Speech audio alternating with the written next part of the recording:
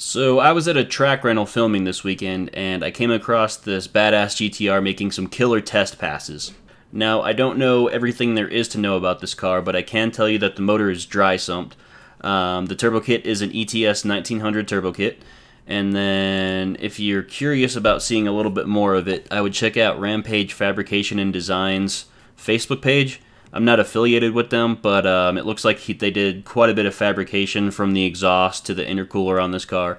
And I gotta say, it's some really, really nice work. I'd throw up some pictures, but I don't want to scalp them without their permission. With that being said, let's get to the passes.